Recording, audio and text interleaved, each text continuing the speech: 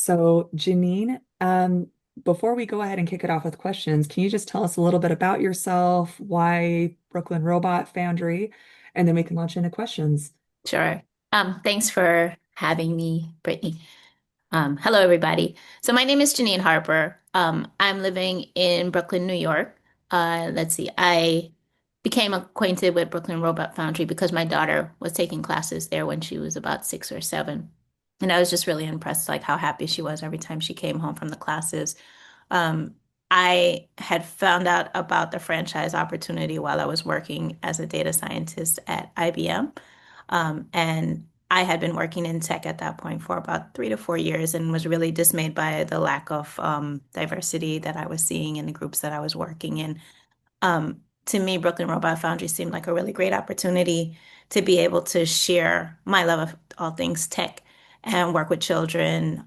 So I ended up getting the franchise, and I have been running the franchise on the east side of Manhattan since September of 2023. So it's still relatively new, but I'm one of the older franchisees. But we're still relatively new and constantly learning things about the business. I'm feeling very, very confident about this summer, so definitely looking forward to that. And I'm open if you guys have any questions about what it's like day to day to run things. Great. Thank you so much, Janine. All right. So, Kira, you're up first. What kind of a question do you have for Janine? So, hi, Janine. Thank you for giving us this opportunity. So, one of the questions that I have is, um, did you, when you started, did you initially leave a 9 to 5, or was that a transition period where you were able to kind of build up to a certain point and then you were able to leave? If you could just kind of walk me through that process. Sure, I think maybe leaving more gradually would have worked out, but as luck or I don't know, choosing the franchise. So Okay. it kind of pushed me to just like go full on. Hmm. I think that became a different type of motivation though. Thank you, Kiara. Ruchi. Yeah, hi everyone. I hope you can see me now. Yeah. So, I don't know. I mean, I'm on the fence about this. Like, I have been into the discovery process for like 2 months now, but similar thoughts as Kiara. What does it really take? What was that one thing that kind of motivated you to cross that line, as in, like be fully determined? I mean, also because see, there's a difference. You were in Brooklyn and your kid had already attended classes, right? I'm out of state, right? Where this is kind of non-existential. And I mean, like, people do not know the brand. So, I mean, so that's making the decision making a little tougher. But what was that one thing for you that kind of worked? Um, well, like you said, that there is a kind of familiarity that had already existed. So when I had heard about the opportunity, it wasn't like it was a new company to me. It was the company that I had had very favorable experience working with. Um, I think that, my daughter like was super excited about the classes itself. And I just like realized, that one thing that I think now that I've been kind of doing it for a while, we are set apart from the fact that we like kind of accept all kids.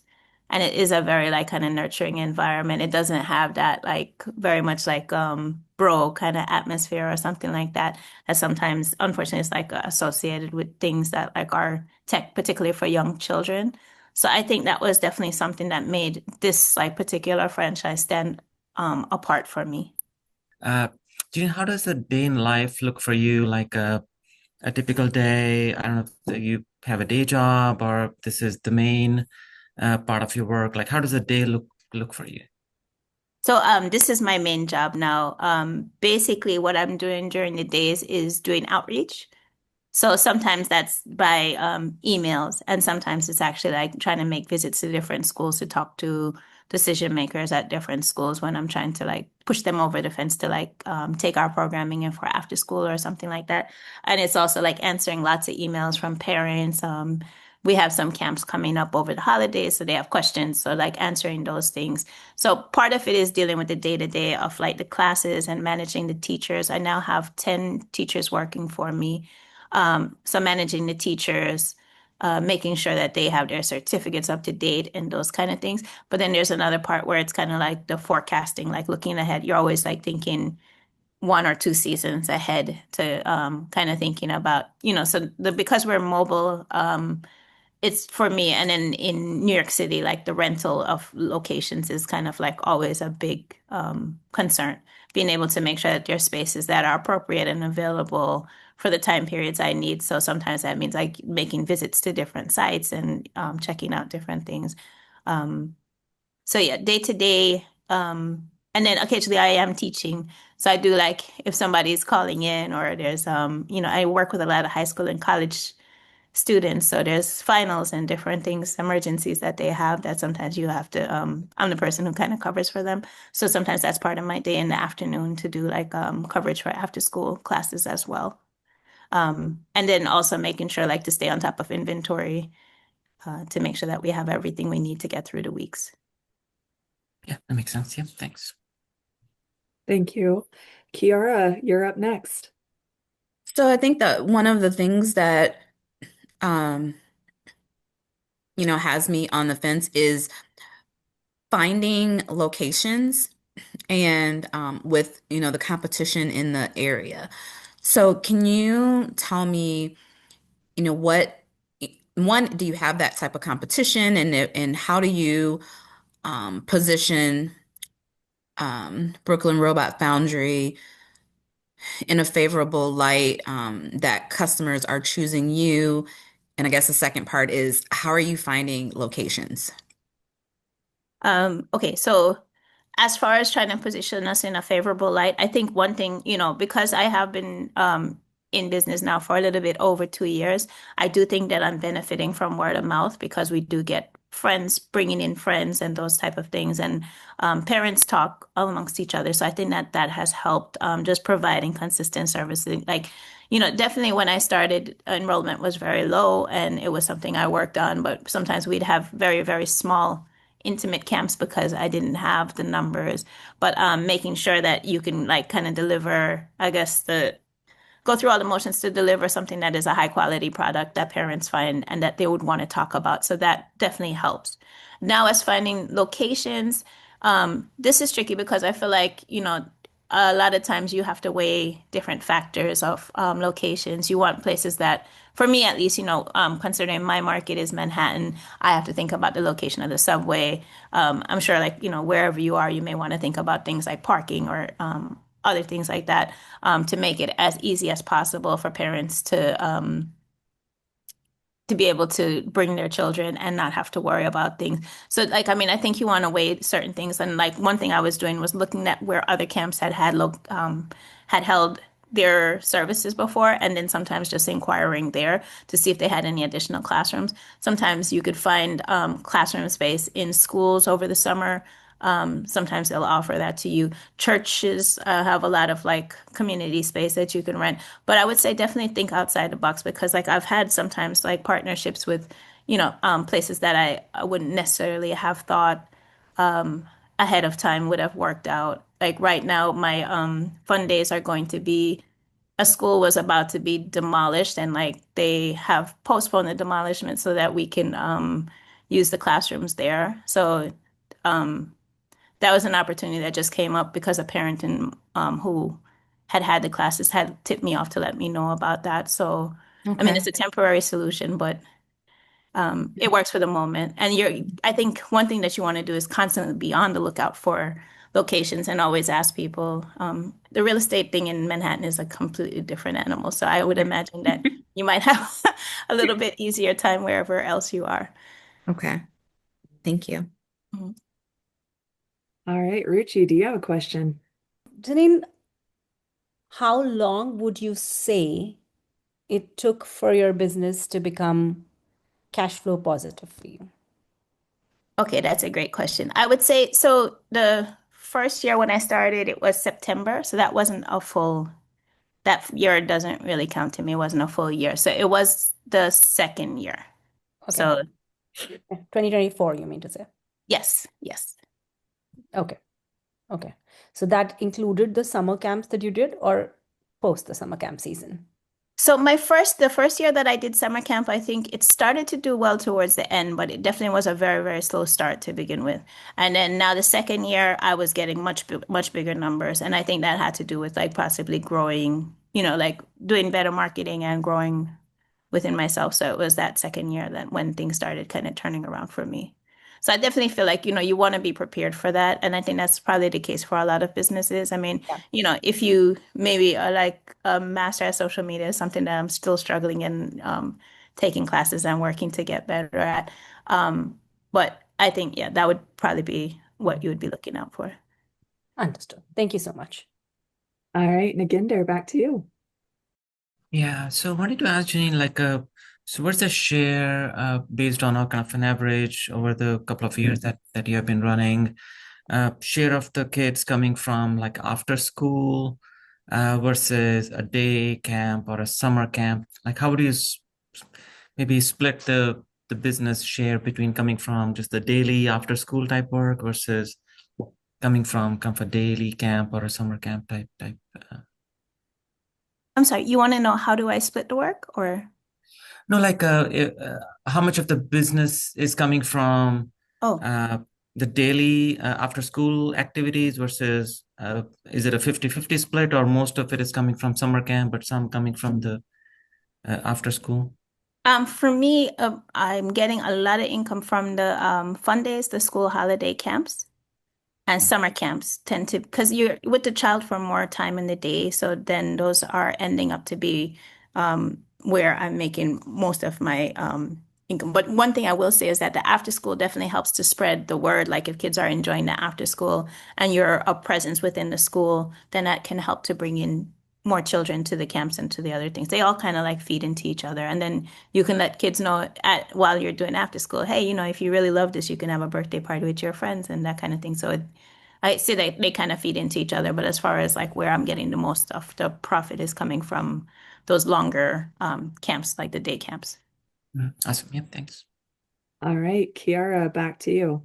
My question is around using the calculators. Has it been pretty consistent or is it off with kind of the, pre-work we're doing as we're evaluating this opportunity? Yeah, I would say that the calculators are pretty good. I mean, I'm sure they're adjusted to like what can be expected, and then also you have to take in, like what's being charged in your own local market because those things are going to matter to make it more specific. But I have found the calculators to be immensely helpful. Like I'm always going back and checking and double checking, but I do find the calculators to be pretty much very close to accurate. I mean, there's certain things that, obviously can't be predicted. But Mm-hmm. for the most part, I think it gives a pretty good picture. Okay. Thank you. All right, I apologize. I had to turn off my camera because my internet connection is unstable. But Ruchi, you're up next. Yeah. Janine, how has it been? I mean, like, how many teachers do you have working for you? I heard you mention somewhere 10. And what kind of employment do you offer them? Is it like per hour basis or, are they like full-time W-2 kind of employees? What benefits do you provide them? And just, from resourcing standpoint, how difficult it is to manage and secure teachers for all the signups that you have.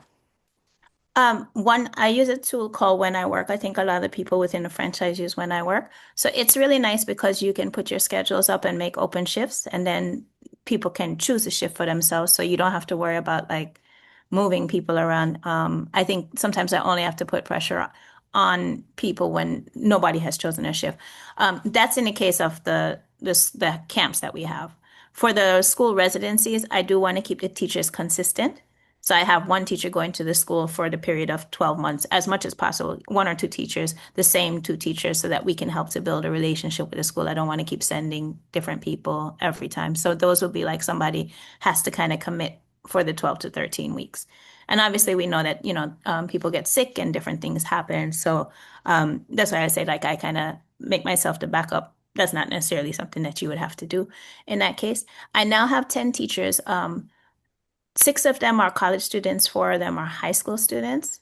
So, there's challenges as far as scheduling. Like the high school students can't work during the day. College students have finals and different things that sometimes prevent them from working. They're part-time workers. Um, for the people who are on the higher end or who are working more, they probably get like 12 to 15 hours a week. And then for everybody else, it's kind of like off and on, like based on when they're available over the holidays. Sometimes, like, if they just want to pick up a little bit of extra money, then it's fine. I do feel like I'm in need of like possibly getting an adult on staff, um, kind of like to help to manage the day-to-day runnings. That would be something that's helpful, but like kind of something that I'm looking forward to in the future. But as far as benefits, I do like see like when we finish a semester, we usually do like a dinner, and I'll take everybody out to dinner. Um, I don't really. We also, the training and everything is part of what we did. But I just put on a seminar for my teachers. We brought in somebody from the Child Mind Institute to talk about like encouraging positive behavior in the classroom. So just hoping that like, they get better tools so that and then we can all kind of be on the same page as far as like how to conduct the classroom. Um, yeah, I don't provide much other benefits. I'd like to start possibly doing some more in the future. And do you also compensate them for their travel times, etc., or is it just for the duration of the class and reset up and post? Just for the duration of the class, but I do include, yes, the pre and post setup. So I'll probably tack on 30 minutes in addition to the class on the front end and the back end so that they have enough time to get themselves situated. And this also like takes into account when the subway is delayed and stuff like that. It gives them a little bit of a cushion. But the 30 minutes are there so that they can be best set up. And this, we hope, will ensure that they feel confident and ready to go when the kids enter the classroom. Got it. Thank you. Thank you, Ruchi. Naginder, do you have a question? Yeah, so I wanted to ask, so what sort of age group that you found most success with? Is it the early kindergartners or maybe even preschoolers or middle school or high school? What do you think kind of the sweet spot is for you at the moment? Our average age is about 7 or 8 years old right now. So that grade is about second grade. So second and third grade is right around the place where we are finding the most success because it's a good age. I just am going to start with the coding program. I know it's been in place for a while, but I haven't had any coding program. So I will start coding um, and that is for the junior high school students. So I'm excited about that because the teacher we have is also a coder. So I'm looking forward to seeing how that goes as well. But I think, yeah, that 7 to 8 year old is probably who I see most in my classrooms. Mhm. And at what age they start to fizzle out or something? I don't know if there's any high school level kids still, maybe not in that much numbers.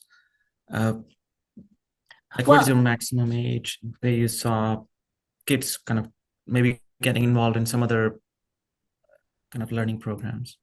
I start to notice definitely when they hit 12, it's a little bit difficult to reach them, particularly when they're in a class with like 5 year olds and, because the range is so big. So if they're at the top of the range, what we usually try to do is turn them into like an assistant or, since they are probably able to follow the directions and get it very quickly, then we try to like see if we could try to turn it around and have them to assist like younger people so they don't feel like very bored is something I've tried. But yeah, like I think once it starts to get to that age, they're probably ready for the coding or some other type of programming. Mhm. And they are like co-located or so they all are in the same class, like a kindergartners, second, or all age groups are in the same class. So initially, when I started, that's what I was doing because I was only at the time renting a space, one space. But now that as I'm starting to like expand and seeing larger numbers, what I'm doing is making sure to like separate so that 5 and 6 year olds can have their own space since they need sometimes more time. And then have the other kids that are older than that in a different space. So that has been very successful because then you can have the teachers whose personalities are more like patient that can be put with the younger kids and then you have some of the other teachers that can deal with the older kids and like you can kind of even get preference from the teachers which helps them give buy-in and like gives them a little bit of feeling like they can make a choice as well. Yeah, that makes sense. Yeah, thanks. All right, Kiara, do you have a question? I don't have a question this round. No worries, Ruchi. That means it's back to you. Janine, how about the FDD? How did you go about evaluating that? How was your experience? I mean, like, did you go checking that out with a lawyer, attorney lawyer? I mean, like, a franchisee-based attorney or something like that? What process did you follow? Yeah, I consulted a lawyer, but I think one of the things that was difficult when I was first starting, there was no comparatives. Like, I mean, well, what I'm saying is that I was number two as far as franchisees. So there's no track record necessarily to compare it to. So now I think you guys may be in a better situation because at least there's people in different regions and franchisees out there where that FDD probably is carrying a lot more weight because there's actually like numbers that can back up what is being said. So I consulted a lawyer about it and then also, did my own research with the comparables as far as some businesses that are similar. And then I guess kind of just trusted the process. I move forward. Mm-hmm. Got it. Nagender, do you have a question? Yeah, so I wanted to ask, as part of this journey, Janine, what thing that surprised you the most that you uh, either were not aware or kind of learn on the go, uh, that you wish you knew beforehand while starting this journey? Anything that stands out? Um, So I guess I think that I'm a very punctual person, so it was kind of surprising to me, I guess, to be sometimes having to work like the 30 minutes that I have now put into the schedule that where they have that 30 minutes to set up the classroom. That was as a result of sometimes dealing with teachers that like were dealing with a lot of lateness and stuff.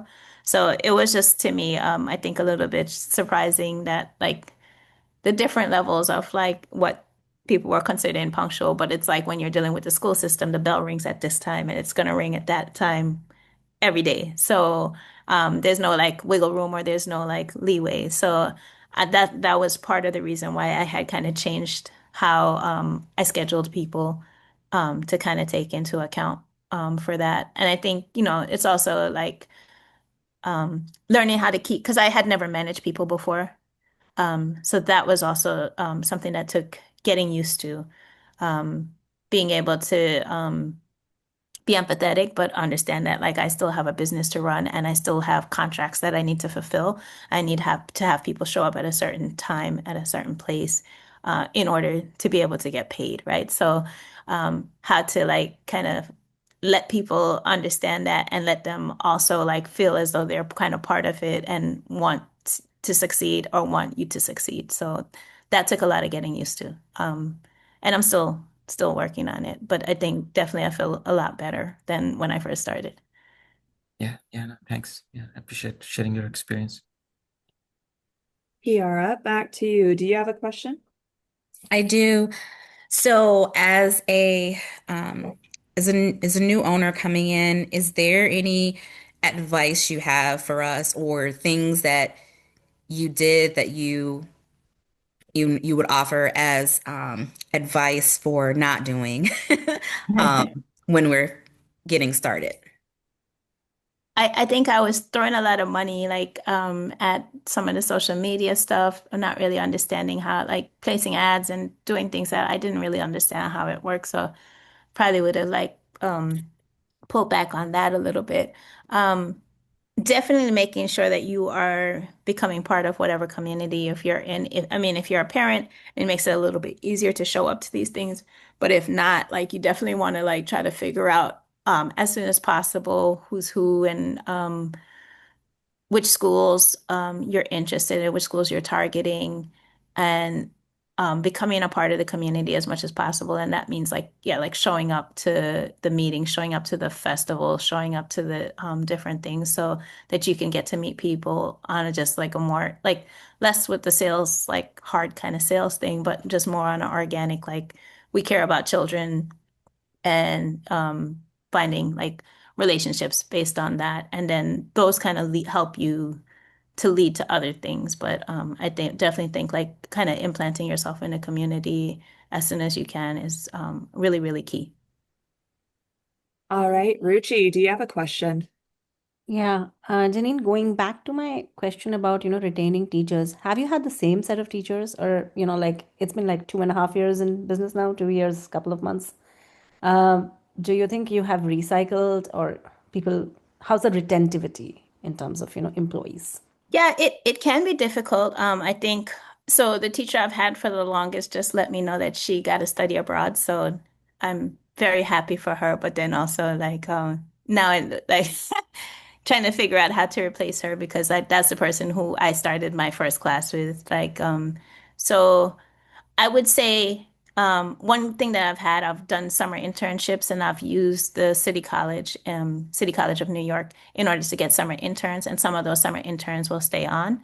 But I think like I have also kind of toughened up a little bit because people are going to move on, and it's important like to not take it personally because this job for a lot of people won't be considered to be like a forever type job, right? So, but for the time that they're here with you, you just want them to be giving you the best, like give you their attention and give the best work that they can.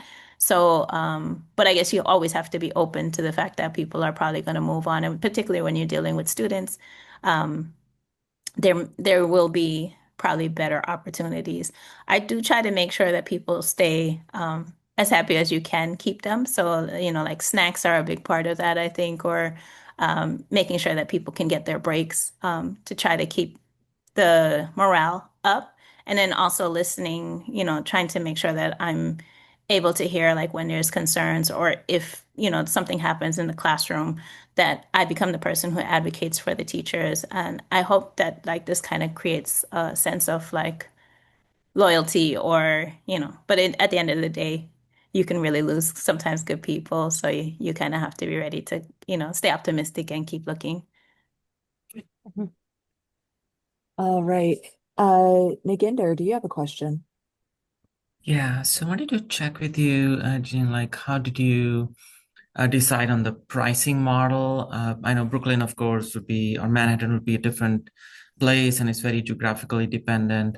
But within your own region, how did you come up with pricing model in terms of for day camp, I would charge this, for summer camp, this, maybe after school? Just maybe your thoughts on the pricing model. Well, I think, and then possibly I can do like a thing to revisit, but like one thing I did initially was to definitely take the time to do the research and find out all the similar camps, like every camp that's offering STEM, every robotics camp, like what are they charging for, like 1 day camp, what are they charging for after school, and then using that as a comparison. But then since I'm coming in new, I tried to price myself somewhere below the highest, like kind of in the middle, below the highest and not at the lowest, but like so that it might be seen, a little bit like it's attractive because I'm new and you may not know who I am yet. But that's what I use to kind of figure out like where it should be. Basically, what the market can handle is what you are kind of looking to find out. And Yeah. then, and that maybe now I'm looking to, I could possibly like look to raise prices, but one thing at a time. Mhm, mhm. Okay. All right, Kiara, back to you. No question this time. No worries. Ruchi, that means it's all you. How many after school sites do you have currently, Janine? And what makes you, I mean, like, is it all driven by PTO or have you been able to make inroads into some kind of county run after school programs as well? Sure. Currently, I have 6 after schools. It's a little bit below like what I would hope to have at this point, but I was able to make a relationship with an after school provider. So they do after schools in multiple schools. So I'm hoping that we will be able to expand into some of the other schools that they have for the spring semester. Yeah, each school is going to be different as far as how the after school is administered. I haven't been able to get into any county after schools, but there is a really big thing happening in the city right now where they're basically like going to fund after school within New York City. So they're looking for partners in order. So that's definitely something that I am staying on top of. And you start to get very much in tune with trying to figure out what your local politics are as far as it concerns education and the funding for after school. And then that's something else that like it will definitely take up your day. Um, making sure that you're signed up for the alerts, that you know when those things are coming out and who to talk to about that, because there's funding that is available like through the county. Like if you know your own education system, then that would definitely be something you'd want to be able to sign, because those contracts are bigger and more reaching. So you'd want to like stay on top of that. Got it. Naginder, do you have a question? Yeah, no, firstly, I think that's a good point, Jean, from your last question that you have to be on top of it, what might be locally available in terms of the funding and kind of a little bit get in the front of it. Uh, no, that was a good thought. Uh, so I wanted to actually circle back, Janine, to my first question that I asked, like how does a day in life looks for you, to maybe more so, like do you think that going through this journey that this would have been possible if you had a day job, or this is something uh, really consume your energy and going through all this research and strategic planning of what to come next beyond what is currently going. Looks like that's is more than enough for a day. So on top of it, doing a day job. How's your thought in terms of how much can be delegated if that's really not the business model that would work if somebody had a day job? So, I think that there's benefits to both ways. Like if you continue to work and then you were able to hire teachers, I know that a lot of people are using that style. But I would say for me, like when I started, I was doing almost 100% of the teachers, like teaching. And I, may have had this young woman who is off to Italy working with me. But I think the benefit for me, I don't necessarily recommend either way. I think it's up to you. The benefit for me was that I learned the ins and outs of like the teaching and going through the lessons and dealing with a lot of different types of students, so that now I can kind of be a coach to my teachers in a way that I don't think if I had been working and sending them places that I would necessarily be able to. So I would say, but it's kind of up to you, because like the delegation has also been a successful thing for other franchisees. It's just not what I did initially. So, but I said, like one thing I feel like I benefit is that like when a teacher comes to me with an issue, then I can at least have something to draw on as far as like a strategy maybe they could try out, or something experience that I've had to. I mean, but obviously, I think having a steady paycheck is definitely something I'm very fondly reminiscent of. Yeah. Or, Definitely take like some stress the off for sure. benefits from like being working for a corporation. Yeah, like all of those Yeah. things. Yeah, because part of the day, I mean, of course, after 5 o'clock, many of those businesses are closed. So some work probably you can still do after hours, but looks like, of course, the kids will be only available during the day, or some parents can only be connected during the day. So maybe only, some work can be done after work hours, but looks like majority of the work happens during the core hour of the day. Yeah. I mean, you can get around that, the schedule function on the emails has been like amazing. You can have Mhm. emails pop up on people's like as soon as the school day starts. So that's another way to get around that too. Yeah. Yeah, and I appreciate that. Thank you. All right, Kiara, do you have another question for Janine? Were there any costs that you had not anticipated that we should kind of be aware of? I think initially the insurance um was just, I didn't really know what insurance was going to look like. So that was a little bit shocking. I think now, because we've had a few franchisees working with certain insurance providers, there's better structuring of these packages, like the sexual molestation and those type of like insurance. Like, I think, yeah, those initial costs, like I think were, obviously insurance is necessary, and you definitely want to be have as much insurance as you need, just, God forbid anything should happen. But I think, yeah, at first, the way I was putting the insurance on, I felt like, yeah, the prices were shocking to me. But now I feel like there's like insurance brokers who have worked with Brooklyn Robot Foundry, so probably are able to provide like more comprehensive packages that Okay. cover all the things we need to cover. Okay. Thank you. Mhm. All right, Ruchi, do you have another question? No, I'll pass this time. Okay. Naginder, how about you? Yeah, so kind of I got triggered from the last question. So I was kind of wondering, as you receive these packages or these materials for classes, how much do you think you really have to have a space outside of your home or a basement or garage or wherever you can, store these things, even though it may be still near to all the teachers to come to your home or pick up the stuff, that you really would need this extra office or, some space to store these logistic related items. And of course, then you would need the insurance to protect those packages. So I do rent office space. I'm not in the office space now, but I do rent office space in the city for the storage because I mean it is a good amount of things that you have. I also use my office space. So what I would do is every 2 weeks we do like a build with the teachers together. So this kind of acts as our like we do it every 2 weeks and then we have a meeting and then this also helps me to like, check in and see how people are going and kind of uncover things, what's happening. So I use the office space in that way. And yeah, to store the equipment. So for me, it's necessary. I live in Brooklyn, so like it wouldn't be that convenient for people to come here and then go to Manhattan. So I need to have the office space. And I do believe that our franchise requires us to have office space or have some other space outside of our home. Mhm.